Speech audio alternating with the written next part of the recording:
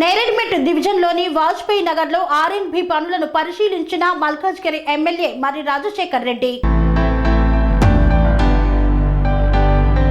మల్కాజ్గిరిలోని నేరేడ్మెట్ డివిజన్లో గల Vajpayee Nagar railway gate వద్ద రైల్వే అండర్ పాస్ బ్రిడ్జ్ కొరకు రైల్వే అధికారులు, రోడ్డు భవనాల శాఖ అధికారులతో కలిసి పరిశీలించిన మల్కాజ్గిరి ఎమ్మెల్యే మరి రాజశేఖర్ రెడ్డి. ఈ కార్యక్రమంలో రైల్వే అధికారులు లక్ష్మారెడ్డి, రోడ్డు భవనాల శాఖ ఎగ్జిక్యూటివ్ ఇంజనీర్ శ్రీనివాస్ మూర్తి, డిఈ రవీందర్, ఏఈ రంజిత్, మాజీ కార్పొరేటర్ జగదీష్ గౌడ్, సీనియర్ నాయకులు బద్దం పరశురాం తదితరులు పాల్గొన్నారు. ప్రతి ఒక్కరికి, ప్రత్యేకంగా ముస్లిమ్స్ ప్రతి ఒక్కరికి కూడా రంజాన్ మాసం శుభాకాంక్షలు తెలియజేసుకుంటున్నాను. ఈ సుమారు నేను ఎలక్ట్ అయ్యి ఇక్కడ సుమారు 100 రోజులు, 95 రోజుల నుంచి 100 రోజుల మధ్యలో ఇది ఉంది.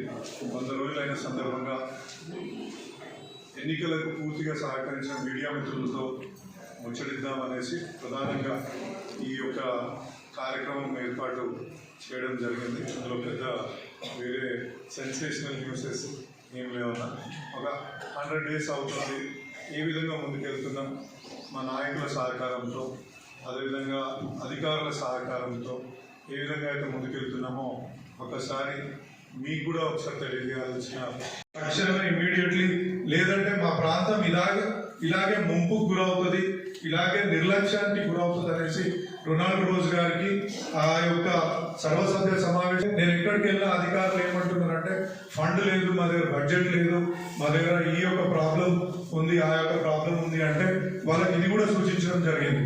మా యొక్క జనరల్గా ఏమవుతుందంటే ఏ యొక్క మన మున్సిపాలిటీ ఉంటే ఆ మున్సిపాలిటీ యొక్క నిధులు వాటి కోసమే ఖర్చు పెట్టాల్సిన అవసరం ఎంతగా ఉంటుంది. మన దగ్గర కలెక్ట్ చేసుకునే ఫీజిబిలిటీ రిపోర్ట్ ఇస్తారు. ఇక నుంచి మీరు ఈ లేని ఏరియాలలో ఈ ఫీజిబిలిటీ రిపోర్ట్స్ ఇచ్చి మా మీద మరికొంత భారం పెట్టకండి. ఎందుకంటే అక్కడ ఇప్పుడు ఇమీడియట్లీ ఒక 6 నెలల తర్వాత అక్కడ ప్రజలు జాయిన్ అయ్యి మళ్ళీ వాళ్ళు వచ్చి అడిగి ఇక్కడ రోడ్ లేదు, డ్రైన్ లేదు అని మళ్ళీ కొట్లాడుతారు. మా ప్రజాప్రతినిధులు అందరికీ కూడా ఇబ్బందికరమైన పరిస్థితి తలెత్తుతుంది. కాబట్టి మీరు ఎక్కడైతే మీరు ఫండ్ పెట్టగలుగుతారో, ఎక్కడైతే ఫండ్ పెట్టలేదు అనేది నిర్ధారించుకొని ఆ ప్రకారంగానే మీరు బిల్డింగ్లకు కూడా పర్మిషన్ ఇవ్వాలనేసి నేను కోరుకుంటున్నాను. విచిత్రమైన పరిస్థితి ఏంటంటే ఒక అపార్ట్మెంట్ సముదాయం అంటే సుమారు అక్కడ నాకు తెలిసి ఒక 500 అపార్ట్మెంట్లు వచ్చే ఒక సముదాయం ఫోటో కూడా మీకు ఇప్పుడు చూపిస్తా. అక్కడ మురుగునీళ్ళు వెళ్ళడానికి కాలువ సైతం లేదు. అక్కడ ఉన్న ఓపెన్ ప్లాట్లకు వాళ్ళు ఆ మురుగునీళ్ళు వదిలిపెట్టే విధంగా అక్కడ జరుగుతుంది. ఈ విధంగా మరి సార్ మీరు ఫండ్ లేదంటున్నారు, మరి ఈ విధంగా నా ప్రజలు బాధపడుతున్నారు అనేసి వాళ్ళకి దీని ద్వారా మనము తెలియజేయడం జరిగింది.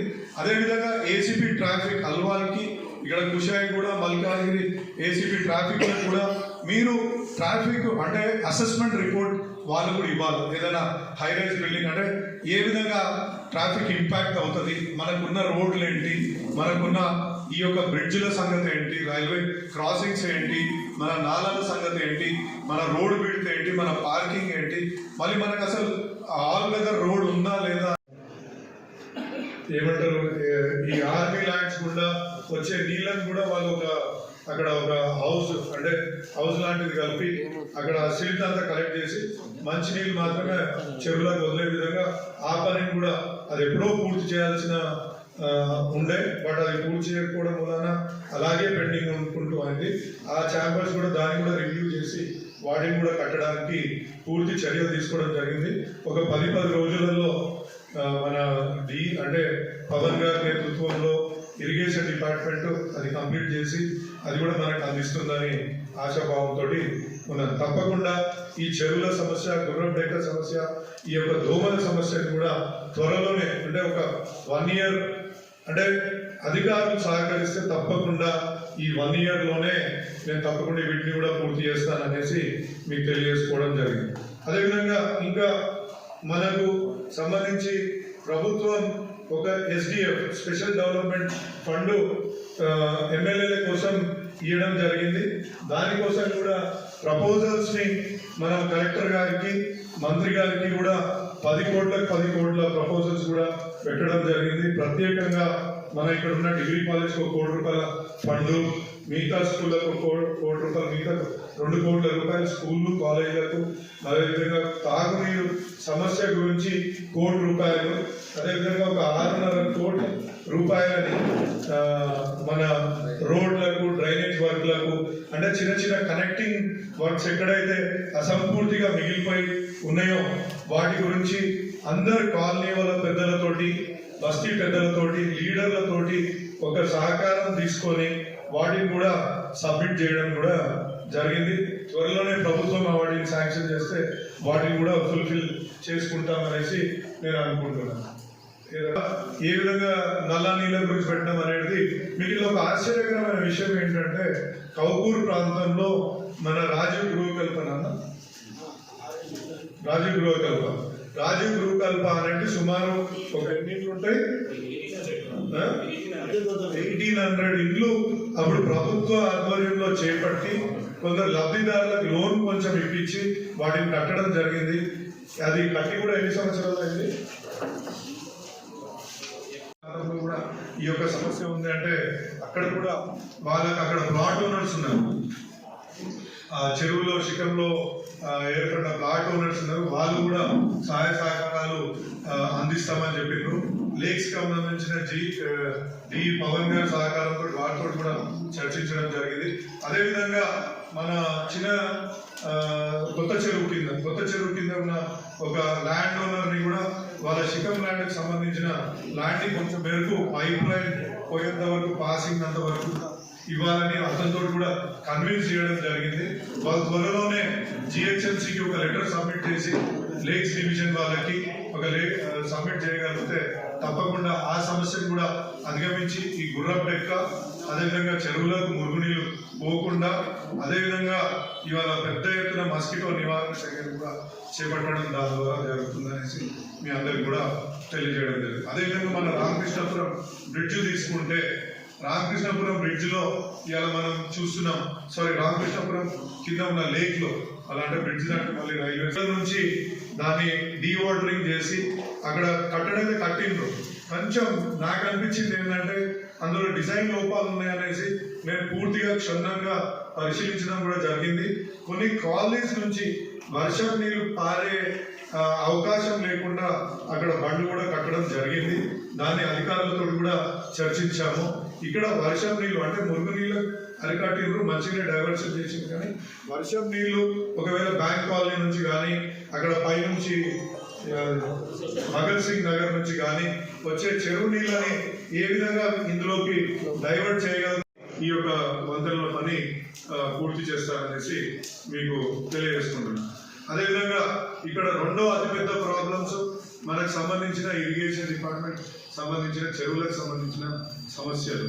మన కొత్త చెరువు తీసుకున్న, చిన్నరాయన చెరువు తీసుకున్న, మోతులకుంట తీసుకున్న, అల్వాల్ సర్కిల్లో మన పెద్ద చెరువు తీసుకున్న, యాప్రల్ లేక్ తీసుకున్న, ఇట్లా అనేక సమస్యలతోటి ఇలా చెరువులు మనకున్నాయి. దీంట్లో ప్రధానంగా ఏంటంటే మురుగునీళ్ళు పోవడం వలన గుర్రం దెక్క యథేచ్ఛగా, అంటే ఎన్నిసార్లు తీసినా అది అదే విధంగా పెరుగుకుంటూ పోతుంది.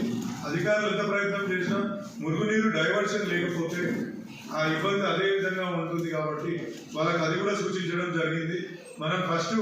మనం ఏదైతే ఇరిగేషన్ సంబంధించి అధికారులను ఒకటే కోరడం జరిగింది, మీరు ముఖ్యంగా మాకు ఒక ఈ డైవర్షన్ ఛానల్స్ కట్టండి అంటే, వాళ్ళు కూడా శిఖం భూమిలో ఉన్న ప్రైవేట్ ప్రాపర్టీ ఉంది సార్, వాళ్ళు చాలా మంది ఒప్పుకోవట్లేదు.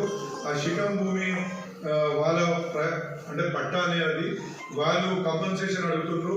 ఇంకోటి మా భూమి కూడా ఇప్పటి వరకు వాటికి నీటి కనెక్షన్ లేదంటే మీరు ఎంత విచిత్రమైన పరిస్థితి మల్కాజ్గిరి ప్రాంతంలో ఉంది అనేది మీరు ఒక్కసారి ఆలోచించాలి. అంటే 10 సంవత్సరాల నుంచి ఆ ఇంటికి ఒక నల్ల కనెక్షన్ కూడా ఇయ్యలేని పరిస్థితుల్లో మనం ఈ 15 సంవత్సరాల నుంచి ఉన్నామంటే ఇక మీరు ఒకసారి ఆలోచించాలి. దానికోసమే ఎక్కువ బడ్జెట్ కూడా పెట్టి అది త్వరలోనే పూర్తి చేసి వాళ్ళకి అందించాలనేసి అనుకుంటున్నాను.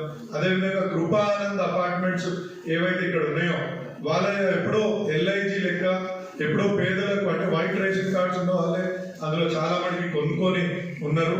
వాళ్ళు ఎన్నో ఏళ్ల నుంచి అదొకటి పెట్టి 50 ఏళ్ళ నుంచి అక్కడ ఉంటున్న మాట.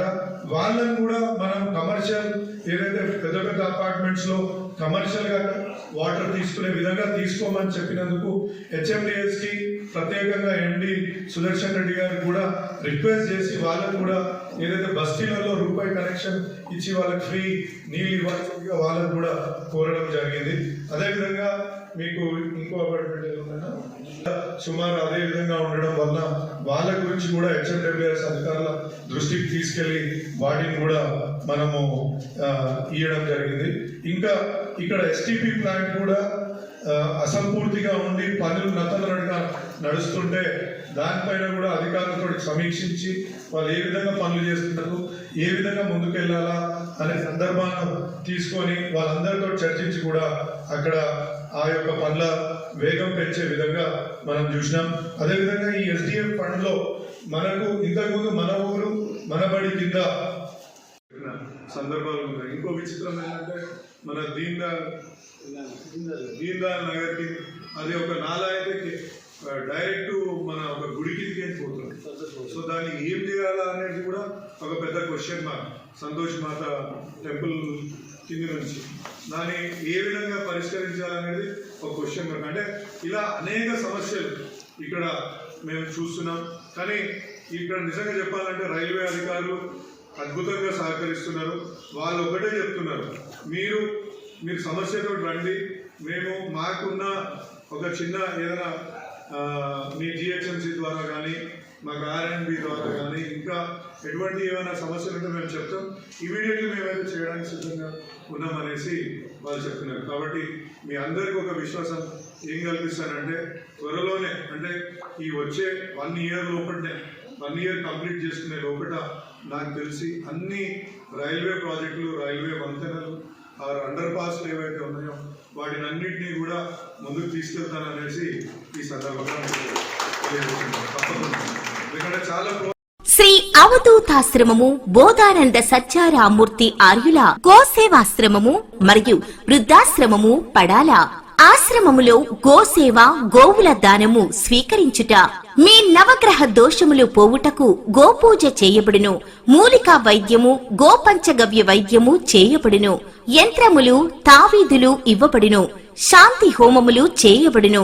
మీ ఆత్మీయుల పుట్టినరోజు, పెళ్లి రోజు మరియు వర్ధంతి వంటి ముఖ్యమైన దినములలో గోసేవ లేదా అన్నదానం చేయదలిచిన వారు సంప్రదించండి. మా వృద్ధాశ్రమంలో ఖాళీలు కలవు. చేరదలిచిన వారు సంప్రదించండి. శ్రీ శ్రీ శ్రీ స్వామి బోధానందగిరి శ్రీ అవధూతాశ్రమము, అయ్యప్ప స్వామి గుడి దగ్గర, పడాల, తాడేపల్లిగూడెం 2. Cell numbers 7981356374, 96180341138.